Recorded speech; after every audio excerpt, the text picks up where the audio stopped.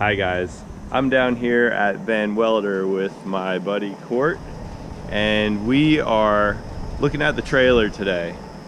He's been doing some work on it, made some changes, some improvements, and I'll show you those really quickly. But the real reason I've got you guys out here is we have a forklift.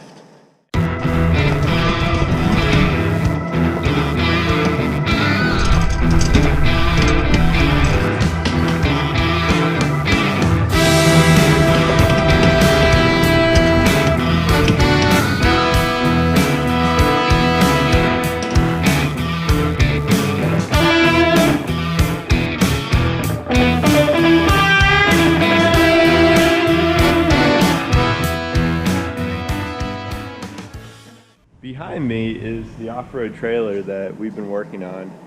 If you haven't seen it before, then check out some of my earlier videos where I do a walk around of the frame and some of the basics. I'll show you just quickly now what we've changed. There are 4 major updates that Court made to the trailer. The first was he added a couple tabs underneath where the tire ties into the platform, and that was because there was a little bit of instability right there. This could be lifted up, especially if it was bumping. The second thing is he added these beautiful fender attachment points. This is the 1.5 inch steel tube, and super solid point now where I can tie the fenders in, and it'll also be a good point where I can stand on. The third thing is he added shock mounts underneath. We've got a shock mount now on the axle, and we've got an L bracket cross piece here that the shock is tied into. And the last thing he did was we swapped out the old shackles here, and we got some that were a little bit longer.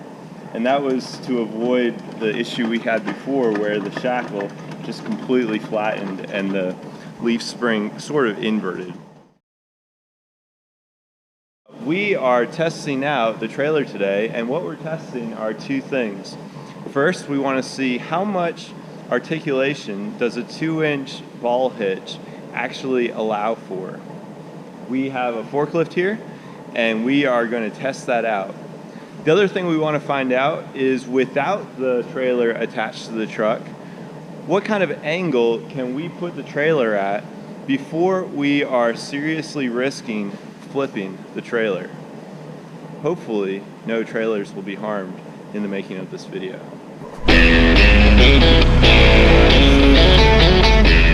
All right, let's go for it.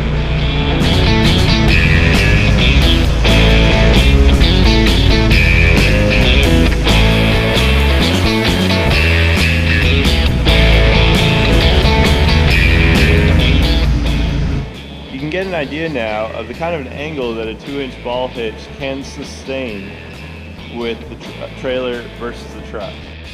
All right, we're engineers here, so we need to know the exact angle.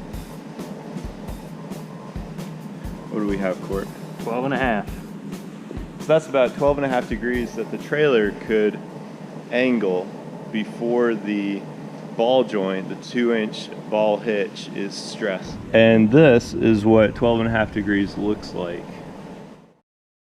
Now we're gonna unhitch, and we're gonna see how far can we push this trailer before it wants to tip over. We're gonna be careful with this test.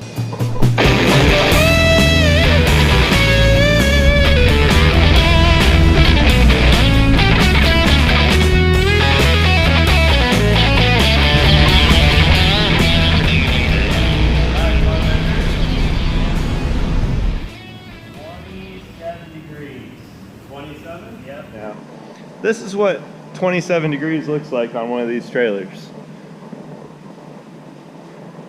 That's not too bad. I would be pretty nervous on a trail if I hit that, but it's good to know that we are not at risk. And this is not actually holding the trailer.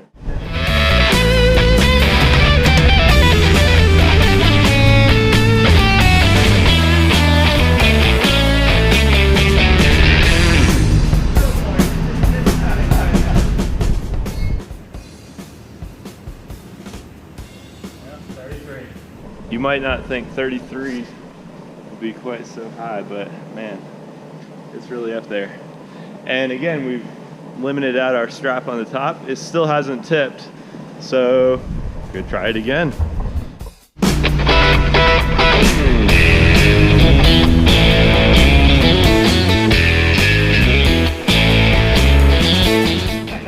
We've maxed out the line again at the top. Let's see what we're at now. There you go. 36 and a half, roughly. Not bad. All right, so this has taught us a couple things. One, this trailer can tip way more than I thought it would be able to. It is empty right now on the bottom. The only weight it has on the platform is that spare tire. These boxes are empty. This is 120 pounds. So basically the weight of the tires, the axle, the leaf springs, the platform, and the tire empty is enough to compensate for the weight on the top, and this thing is not rolling. That strap is tight, but that's only because we had to stop. It's not because it's ready to roll. At this point, we're not going to go further because the fear is if we go further than this, instead of tilting like this, the tire could actually kick out that way and the thing would just go right down. The limited straps wouldn't do anything to help it. There's not really anything we could do. All right, for the record, this outside tire is around 34, maybe 35 inches off the ground. That's impressive. So there you have it, folks. Empty. A trailer like this can sustain angles of nearly 40 degrees. You're probably stressing something else out on your truck if you're hitting that kind of an angle. Sounds like a ball. Back on solid ground. One thing to note is that when you are actually driving down the road, whenever I've seen trailers flip in videos and stuff, it's not because they were on an edge and they slowly increased that angle more and more. Usually it's because the truck gets over something, they forget about the trailer, and the trailer hits that bump and bounces over. This has been fun, folks. I hope you enjoyed it. I hope it was useful. And we will be back. This trailer isn't done being built yet. I need to get the fender flares on there and finish it out, and we really need to test this. I am looking forward to taking it to the beach this fall. I know we'll be taking it to the mountains soon, and we are going to adventure with it. That's what it was made for. Court, thanks, man. This has been awesome. Brad. All right, guys, thanks for hanging out with me today on Mountains to Sea Overland. This has been a lot of fun. If you like the video, give it a thumbs up. If you like this type of video or awesome trip videos in North Carolina, Virginia, South Carolina, Georgia, Tennessee, then subscribe. And we have a bunch of trips already on the channel to some areas in those places. And we've got a lot more coming your way.